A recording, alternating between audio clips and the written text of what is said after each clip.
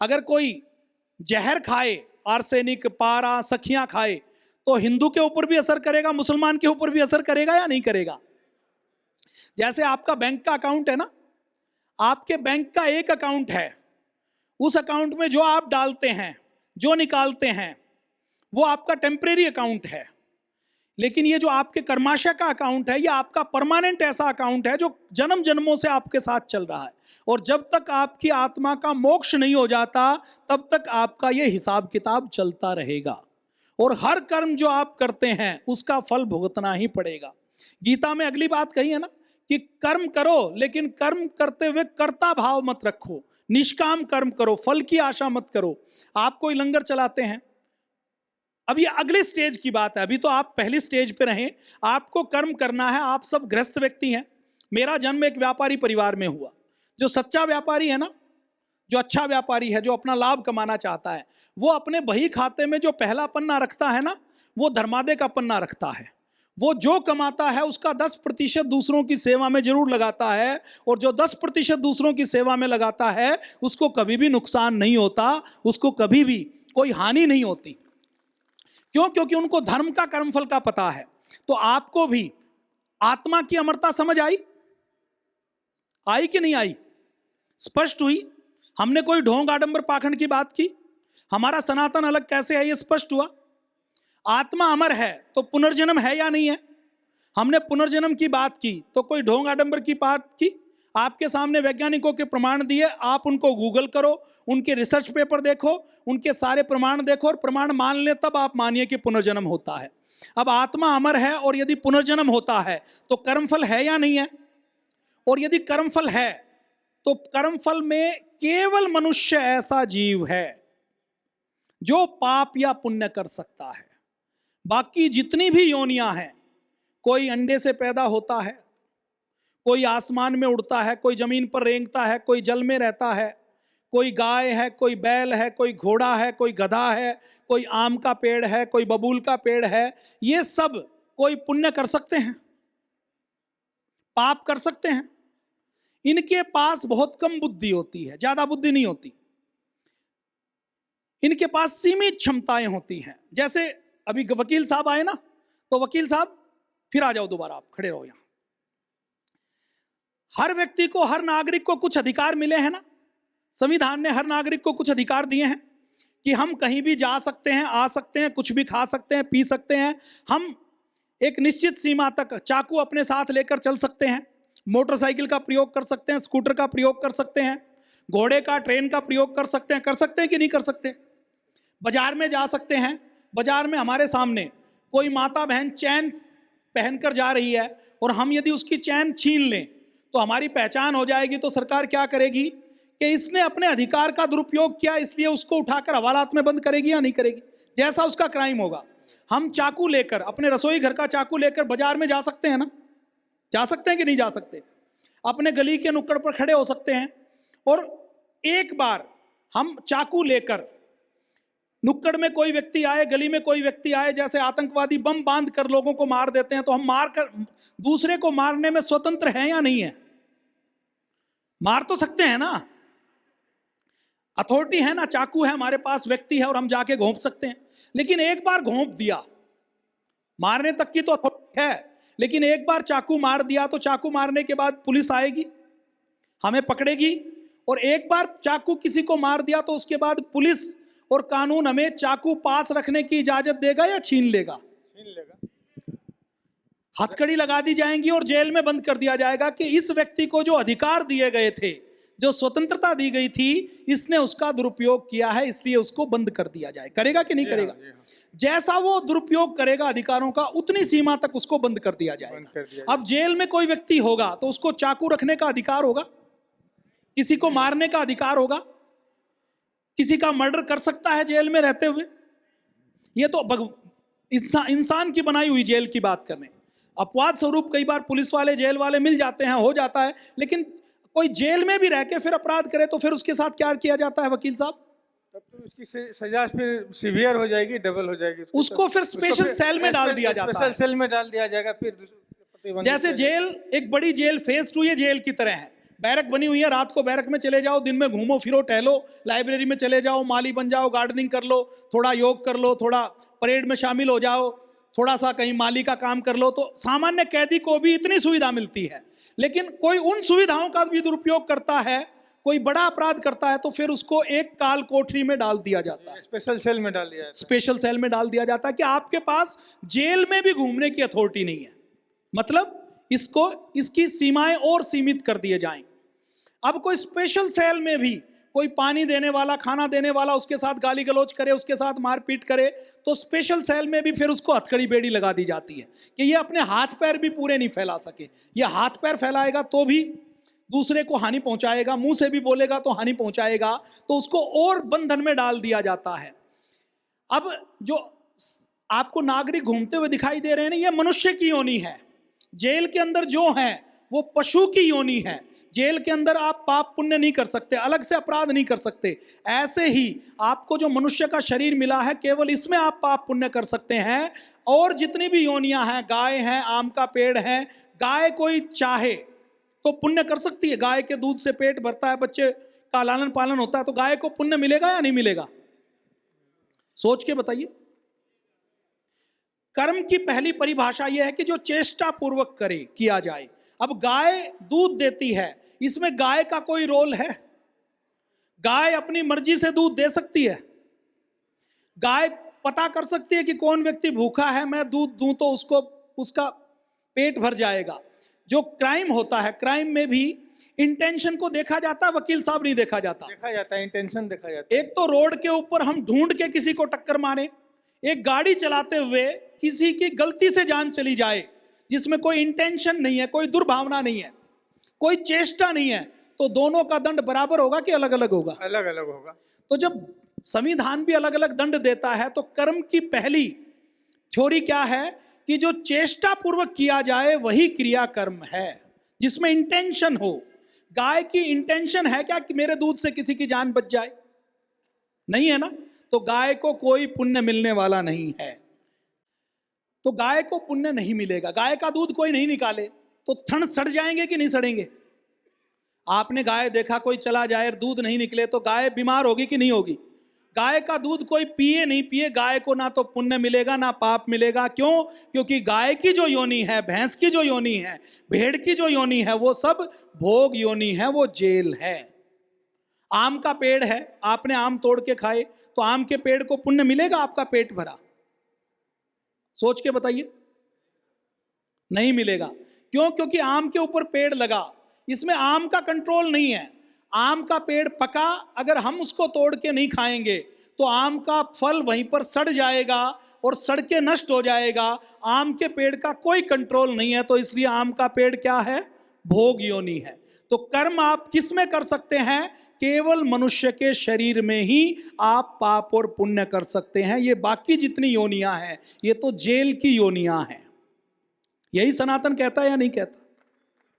समझ आया? स्पष्ट हुआ ना? तो हमें इस मनुष्य का शरीर यदि मिला है और हमें पता है कि हमारे कर्मों से ही हमारा अगला जीवन अच्छा होने वाला है, आगे का जीवन अच्छा होने वाला है, तो हमें अच्छे कर्म करने चाहिए या नहीं करने चाहिए? और अच्छे कर्म हम मनुष्य के शरीर में ही कर सकते हैं या किसी और शरीर में कर सकते हैं? अच्छा, अच्छे कर्म को कोई देखे या नहीं देखे तो भी हमें उसका फल मिलेगा या नहीं मिलेगा? आपने किसी को खाना खिलाया और अपना चेहरा नहीं दिखाया, तो भी आपको उस खाना खिलाने का जो उसको सुख मिला, जो उसको तृप्ति मिली, उसका पुण्य मिलेगा या नहीं मिलेगा? आपने कहीं दान दिया और शिलापट पर, पत्थर पर नाम नहीं लिखवाया, तो आपको उसको पुण्य मिलेगा या नहीं मिलेगा?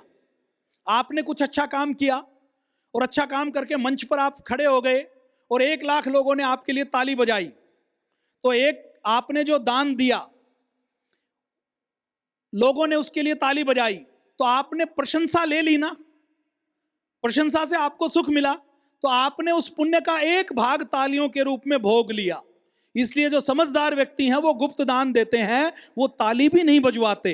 तो आप कभी कोई अच्छा काम करें और कोई उसकी प्रशंसा नहीं करे, तो आप ये सोचें कि मेरा सारा पुण्य रिजर्व है, अभी उसमें से कुछ भी खर्च नहीं किया।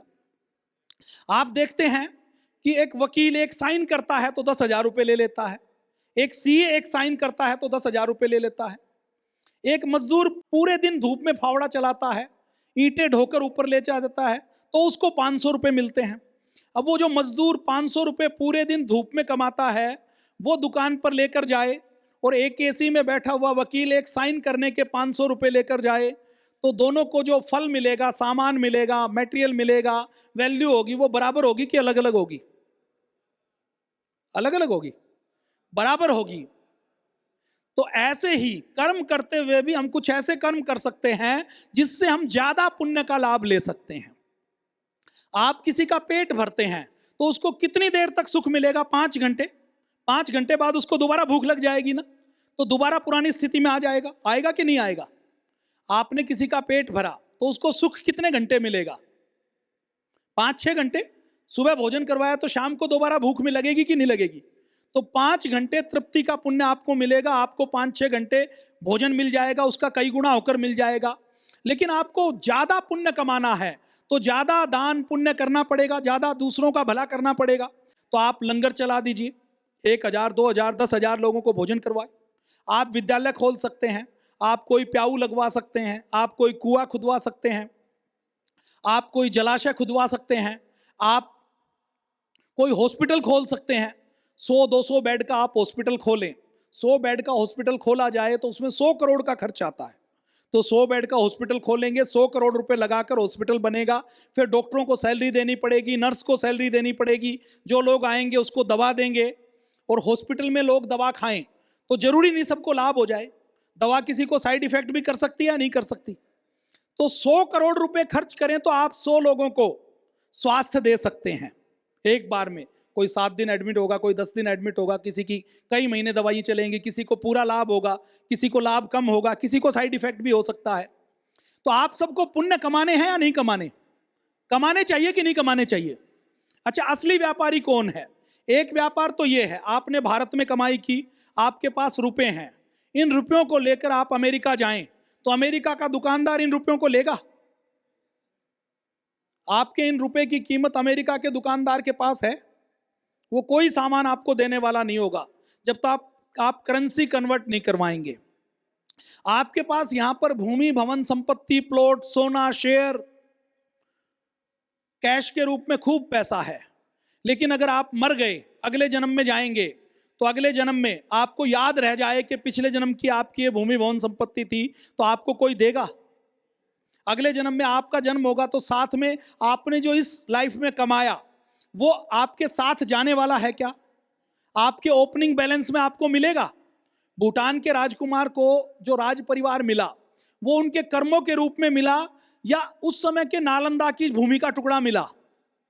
कर्मों के रूप में मिला ना। तो आपके पास अभी जो भूमि, भवन, संपत्ति है वो अगले जन्म में कैरी फॉरवर्ड होने वाली नहीं है। इसका करेंसी एक्सचेंज करवाना पड़ेगा। और उसका तरीका है कि आपके पास जो धन है उसको दूसरों को सुख देने में लगा दीजिए। उनको जो सुख मिलेगा वो आपकी आत्मा के साथ कर्माशय में अटैच हो जाएगा और वही कई गुना होकर आपको इस जन्म में और अगले जन्म में मिलने वाला है। अभी ज्यादातर लोग इस ज्ञान से अनजान है ना, इसलिए वो जोड़ते हैं और अपने बच्चों के नाम छोड़ जाते हैं। आपको अपने माता पिता, दादा परदादा से मिली, आप उनका कितना एहसान मानते हैं? रोज सुबह उठकर याद करते हैं क्या? नहीं करते ना। जो मिल गया वो आपके किसी काम का नहीं है। तो इसलिए आप यदि अपना ये जीवन और अगला जीवन अच्छा बनाना चाहते हैं तो आप आज से संकल्प कर लीजिए कि मुझे वो इन्वेस्टमेंट करनी है जिसका रिटर्न मुझे अगले जन्म तक मिलने वाला है।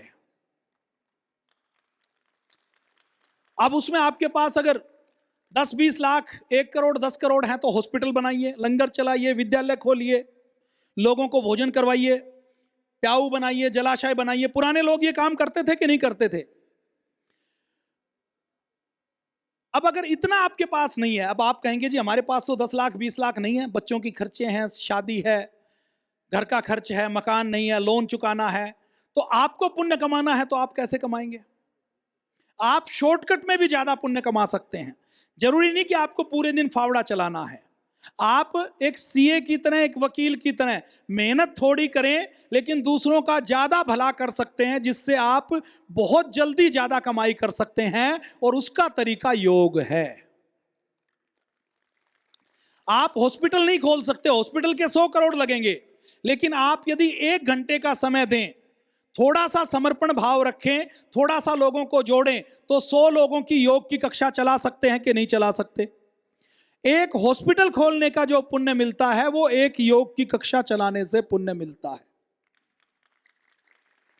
झूठ नहीं है। देखो, आप यहां से जाओगे, आप करो नहीं करो हमारे कोई फर्क नहीं पड़ने वाला। आप करोगे तो हमें प्रसन्नता होगी, अच्छा लगेगा, हमारा लक्ष्य पूरा होगा, भारत अच्छा बनेगा। लेकिन कोई करेगा उससे तो हम दोबारा मिल लेंगे, जो नहीं करेगा उसके पीछे हम दोबारा जाने वाले नहीं है, शिकायत करने वाले नहीं है। महाराज जी जिसने नहीं किया उसको दोबारा कहने वाले नहीं है कि तुमने क्यों नहीं किया। हमने तो आपके सामने सब कुछ विज्ञान खोल के बता दिया। आपको अपने दुख दूर करने हैं, अपना घर परिवार अच्छा करना है। आपने पिछले जन्म में कोई पाप किया है, पिछले जन्म का कोई लोन है, आपके पिताजी का कोई लोन है, और आप यदि कमाई ज्यादा करते हैं तो वो लोन चुकता हो जाएगा कि नहीं हो जाएगा? कर सकते हैं कि नहीं कर सकते? आपको पिछले जन्म का प्रारब्ध का कोई पाप का फल मिलने वाला है, तो आप अगर इस जन्म में पुण्य कमा लेंगे तो आपके वो प्रारब्ध का फल भी न्यून हो जाएगा, कम से कम हो जाएगा, उसका असर कम हो जाएगा। तो आपको धर्म का मर्म समझना है।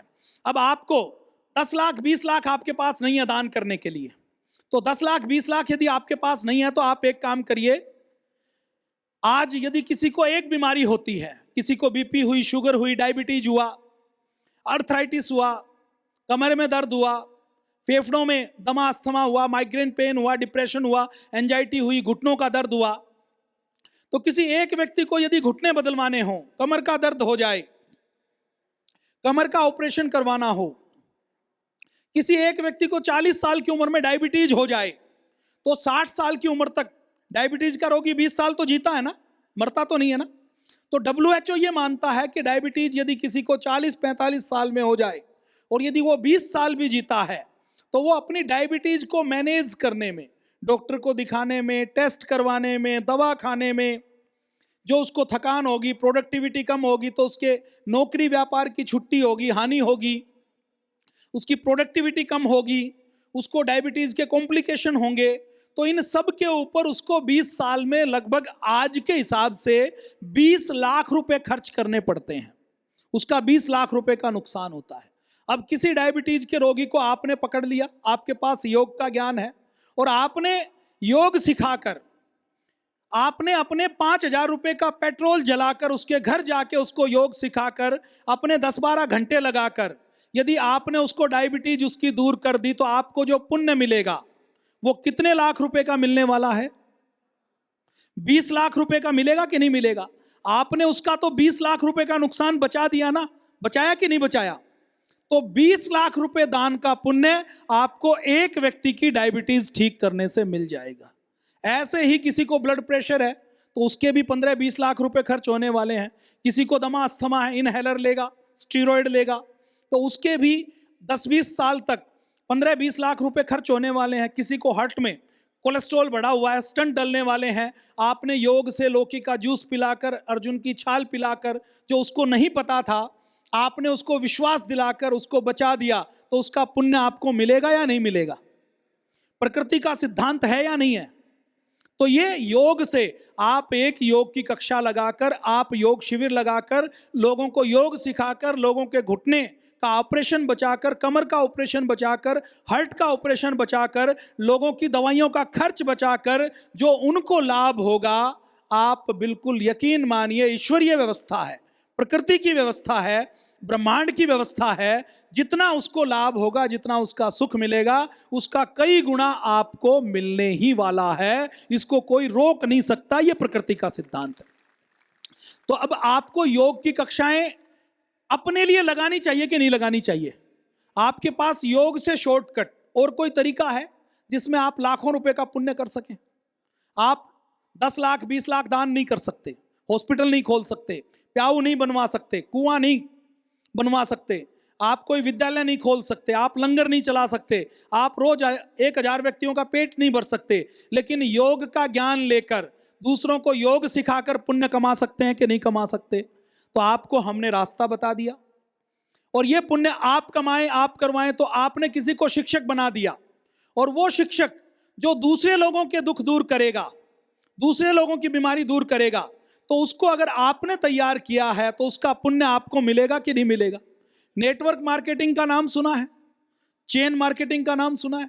उसमें एक व्यक्ति मेंबर बनाता है 3 व्यक्तियों को, 3 नो को बनाते हैं, तो उन नो का कमीशन भी उसको मिलता है कि नहीं मिलता। अब ये जो नेटवर्क मार्केटिंग की कंपनियां हैं ये तो भाग जाती हैं, ये तो फ्रॉड होती हैं, लेकिन इस प्रकृति की, इस परमेश्वर की व्यवस्था में कोई भी फ्रॉड नहीं होता, कोई धोखा नहीं होता और अकाउंट में हेरफेर नहीं होती। ये जो भगवान का अकाउंट है ना, प्रकृति का अकाउंट, इसमें गड़बड़ नहीं है। आप आम का बीज बोएं तो आम ही पैदा होगा, बबूल नहीं हो सकती, एक भी बीज में गड़बड़ नहीं है ईश्वर की व्यवस्था में। आपने आम की एक शाखा ली, उसके अंदर आम के गुण हैं, उसको आपने किसी दूसरे पेड़ के ऊपर भी लगा दी, तो उस शाखा से जो फल आएगा वो आम का ही आएगा, दूसरा नहीं आ सकता। तो भगवान की व्यवस्था में तो कोई गड़बड़ नहीं है। हमारे अंदर एक एक कोशिका बनाई हुई है, डीएनए बनाया हुआ, उसमें कोई गड़बड़ नहीं है। भगवान ने हमारी प्रोग्रामिंग हजारों साल पहले की, वो प्रोग्रामिंग में कोई बदलाव नहीं आ सकता और उस प्रोग्रामिंग को कोई मशीन नहीं कर सकती। आदमी के विज्ञान ने कितनी भी उन्नति कर ली, लेकिन वो एक दूसरे मनुष्य को नहीं बना पाया है आज तक। रोबोट बनाया है, लेकिन रोबोट कुछ काम कर सकता है, वो मनुष्य की जगह नहीं ले सकता। तो आप ये जो कर्म करेंगे, इसका फल आपको मिलने वाला है कि नहीं मिलने वाला, तो ये आपको अपने लिए करना है। हमने आपको ये मार्ग बता दिया। आप दूसरे किसी को शिक्षक बनाएंगे, वो अगर 1000 लोगों की बीमारी दूर करेगा, आपने यदि उसको जोड़ा होगा तो आपको उसका पुण्य मिलेगा या नहीं मिलेगा। तो आपको दूसरों को शिक्षक बनाना है, दूसरों को जोड़ना है। और अब कोई आपसे योग सीखने आए तो आपको ये नहीं सोचना है कि ये योग सीखेगा, इसका क्या लाभ होगा। कोई व्यक्ति व्यापार करता है, दुकान खोलता है, किसी के घर में आटा नहीं है, आपकी किराने की दुकान है, वो आटा लेकर जाता है, तो आप कभी सोचते हो कि आटा ले जाएगा इसका पेट भरेगा। आप तो ये सोचते हो ना कि ये 100 रुपए का आटा खरीदेगा तो मुझे 10 रुपए का प्रॉफिट होगा, उसको क्या मिलेगा ये आप नहीं सोचते। आप क्या सोचते हो कि आपको जो बच रहा है, आपका टारगेट वो है। तो ऐसे ही योग की सेवा करते हुए सामने वाले व्यक्ति को क्या लाभ होगा, आपको इसको नहीं सोचना है। सामने वाले व्यक्ति से आपको क्या लाभ होगा, क्या पुण्य मिलेगा, ये आपको सोचना है। कोई व्यक्ति मूर्ख है, आपकी बात नहीं मानता, उसको बहलाकर, फुसलाकर, समझाकर अपनी कक्षा में लाइए। कोई सुबह नहीं उठता तो फोन करके उठाइए, फोन करके वो उठेगा, उसको लाभ मिलेगा, ये बात की बात है। आपको लाभ तो मिलेगा ना। तो आपको अपने लाभ के लिए, अपने पुण्य के लिए काम करना है। अपने लोगों की लिस्ट बनाइए, सुबह जगाइए। कोई आ नहीं सकता, आप पार्क में जाते हैं, आप स्कूटी से चले जाते हैं, कोई बीमार व्यक्ति है, स्कूटी से नहीं जा सकता, तो अपनी गाड़ी निकाल लीजिए, गाड़ी से उसको लेकर आइए।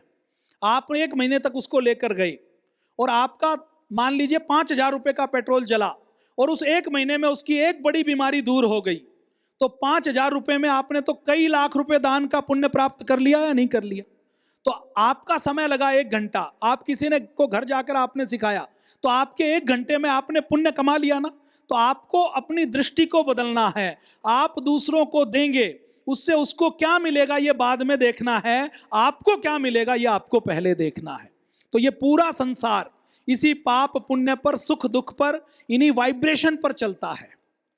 और ये जो सुख दुख की वाइब्रेशन है, यही आपके जीवन को बदलती है। तो आपको योग की कक्षा लगानी चाहिए कि नहीं लगानी चाहिए? अधिक से अधिक लोगों को योग सिखाना चाहिए या नहीं सिखाना चाहिए? आप योग सिखाएंगे, योग की कक्षा लगाएंगे। किसी के पास दवा नहीं है तो दवा खरीद कर दे दीजिए, कोई भूखा है उसको खाना दीजिए। अपने आसपास देखिए, हम जो मनुष्य है ना, हमारे लिए जरूरी है कि हम पुण्य करें। क्यों?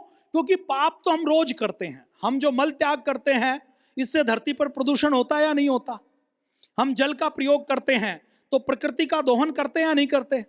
हम जो अन्न खाते हैं, वो अन्न जिस खेत से पैदा होता है, उस खेत में पहले जंगल था, उसमें कोई जीव जंतु रहते थे, हमने उनका घर उजाड़ा, खेती करते हुए लाखों जीव जंतुओं की हत्या हुई, तो उसके भागीदार हम हैं या नहीं है? किसान भी है, लेकिन किसान थोड़ा है। अगर किसान का उपजाया हुआ अन्न हम खाते हैं तो हम उसके ज्यादा भागीदार हैं, है या नहीं है? सोच के बताइए। आपने जो घर बनाया, जिसमें आप रहते हैं, उसमें फर्श बना दिया, उसमें बहुत से जीव जंतु धरती में रहते थे या नहीं रहते थे? वहां जो पेड़ था उसमें लाखों जीव जंतु रहते थे या नहीं रहते थे? और सब अगर ईश्वर की संतान है, तो क्या हमें किसी का घर उजाड़ने का अधिकार है? हमें किसी को मारने का अधिकार है? तो हम पाप करते हैं, इसलिए गृहस्थ धर्म में जो मानव शरीर में है वो रोज पाप करता है, इसलिए जरूरी है कि वो रोज पुण्य करे। वो पुण्य नहीं करेगा, इस जन्म में आपने मनुष्य का जन्म मिला और आपने कोई पाप नहीं किया जानते बूझते हुए और कोई पुण्य भी नहीं किया, तो आपको अगले जन्म में मनुष्य का शरीर भी नहीं मिलेगा। क्यों? क्योंकि पाप तो आपसे हो रहा है। मनुष्य के शरीर में आप जी रहे हैं तो ऑक्सीजन ले रहे हैं, तो पेड़ पौधों के आप कर्जदार बन रहे हैं। आपने पानी पिया तो आप प्रकृति के कर्जदार हैं, तो ये तो आप ले रहे हैं। तो इसलिए हमारे सनातन धर्म में क्या कहा कि एक गृहस्थ व्यक्ति जो जीता है उसके ऊपर कर्ज ना चढ़े, इसके लिए वो पंच महायज्ञ करे।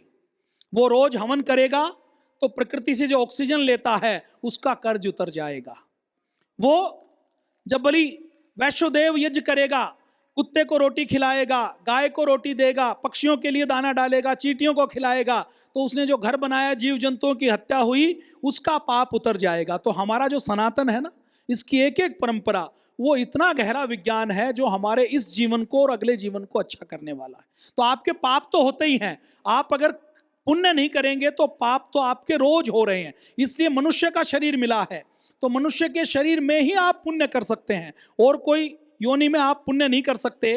तो आपको पुण्य करने हैं ताकि अगला जन्म आपका और अच्छा हो, आप और ऊपर की ओर उठें, आपको और ज्यादा जन्म से सुख सुविधाएं मिले, विद्या मिले, ताकि और आप अच्छा कर पाएं। पूज्य स्वामी जी महाराज जो संकल्प करते हैं वो पूरा होता है। क्यों होता है? क्योंकि पूज्य स्वामी जी महाराज ने करोड़ों लोगों को ठीक किया है। तो करोड़ों लोग जो योग से ठीक हुए हैं उसका पुण्य पूज्य स्वामी जी महाराज को मिलता है या नहीं मिलता? मिलता है कि नहीं मिलता? पूज्य स्वामी जी महाराज के कर्माशय में करोड़ों लोगों की शुभ कामनाएं हैं, उनका आशीर्वाद है, उनकी दुआएं हैं, उनकी मंगल कामनाएं हैं, उनका पुण्य है।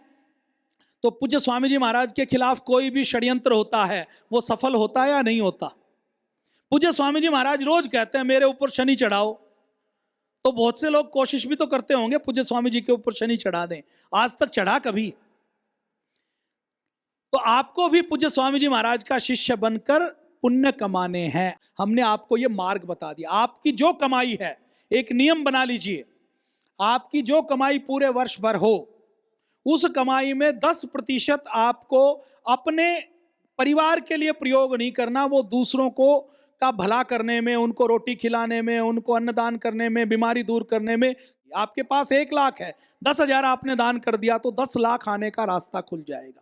आप अगर ये सोचेंगे कि मेरे पास कम है, तो आपके पास कभी भी अधिक नहीं होने वाला। इसलिए 10% दान करें, 10% समय दूसरों की सेवा में लगाएं और कोशिश करें किसी भी प्रकार के पाप से बचें। आप अगर कोई भी पाप करेंगे तो निश्चित मानिए अदालत उसका दंड दे ना दे, पुलिस उसका दंड दे ना दे, ये प्रकृति आपको उसका दंड देगी ही देगी। और इस प्रकृति से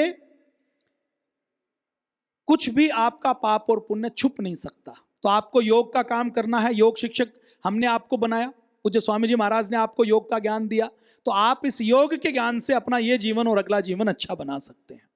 बोलिए भारत माता की।